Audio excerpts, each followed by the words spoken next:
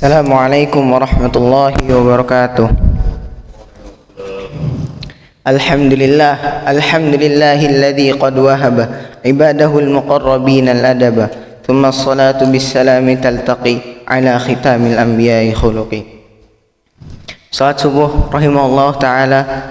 Berdirinya saya di sini akan menyampaikan sebuah hadis dari Rasulullah sallallahu alaihi wasallam yang bertemakan tentang kehebatan salat duha.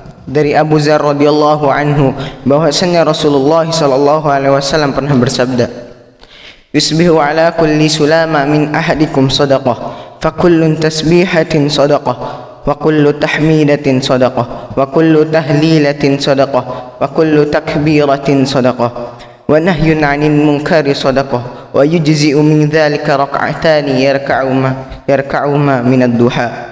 Pada setiap persendian kalian harus dikeluarkan sedekahnya setiap pagi.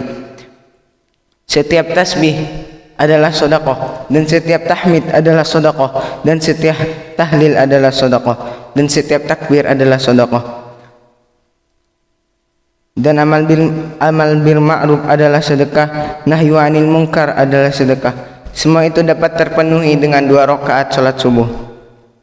Jemaah rahimallahu taala, dari hadis yang kita dengarkan tadi ada banyak sekali hikmah-hikmah yang bisa kita ambil, seperti besarnya keutamaan dan kedudukan salat duha, dan bahwasanya salat duha sah bila kita lakukan sebanyak 2 rakaat.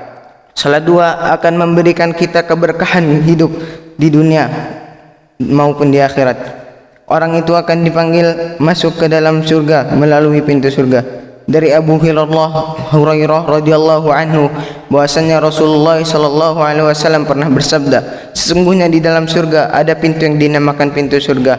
Maka ketika datang hari kiamat, memanggillah yang memanggil Allah. Di manakah orang-orang yang selalu mengerjakan sembahyang atasku dengan sembahyang duha? Inilah pintu kamu, dan masuklah kamu ke dalam surga dengan rahmatku. Hadis riwayat Tabrani. Jumlah rakaat dalam salat duha bermacam-macam sesuai dengan kemauan kita dan kesempatan kita. Rasulullah sallallahu alaihi wasallam bersabda, barang siapa yang salat 2 rakaat maka dia tidak ditulis sebagai orang yang lalai. Barang siapa yang mengerjakannya sebanyak 4 rakaat maka dia ditulis sebagai orang yang ahli ibadah. Dan barang siapa yang mengerjakannya 6 rakaat maka dia diselamatkan di hari itu.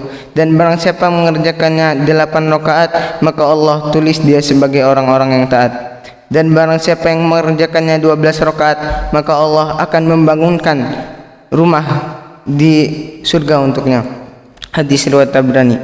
Ada beberapa doa dan zikir yang dibaca setelah salat subuh duha. Namun ada satu hadis yang sahih yang meriwayatkan dari Aisyah radhiyallahu anhu berkata bahwasanya Rasulullah sallallahu alaihi wasallam mengerjakan salat duha. Setelah salam kemudian beliau mengucapkan Allahumma ghfirli wa tub alayya innaka antat tawwabur rahim. Artinya, ya Allah, ampunilah aku dan terimalah taubatku, sesungguhnya Engkau Maha Penerima taubat lagi Maha Penyayang. Dan adapun dalil-dalil Al-Quran yang berkaitan dengan hadis adalah surat Ad-Duha ayat 1. Allah Subhanahu wa taala berfirman, "Wad-duha," demi waktu duha, ketika matahari naik sepenggalah. Dan Allah Subhanahu wa taala juga berfirman dalam surat As-Sadd ayat 18 yang artinya, "Sungguh kamilah yang menundukkan gunung-gunung untuk bertasbih bersama Dia pada waktu petang dan pagi."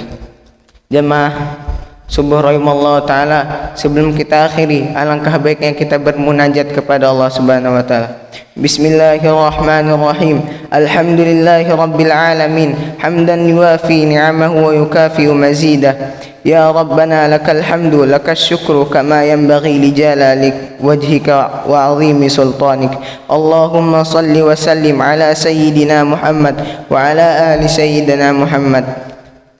Ya Allah yang Maha Besar dan Maha Kuasa, kami mohon kepada Engkau untuk para musyrif, orang tua asuh, donatur, pembina dan pengurus yayasan, pengurus pampes dan umat muslim dan muslimat. Diampuni dosa-dosanya, dosa besar, dosa kecil, disengaja ataupun tidak disengaja. Diberi hidayah agar dapat melaksanakan semua perintah-Mu dan meninggalkan semua larangan-Mu.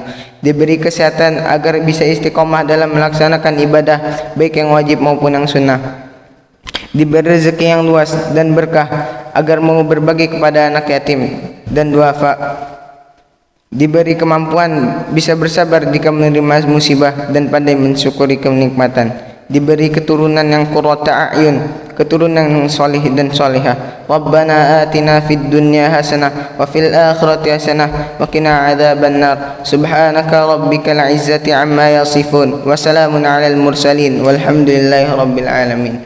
Wabillahi taufiq wal hidayah. Wassalamu alaikum warahmatullahi wabarakatuh.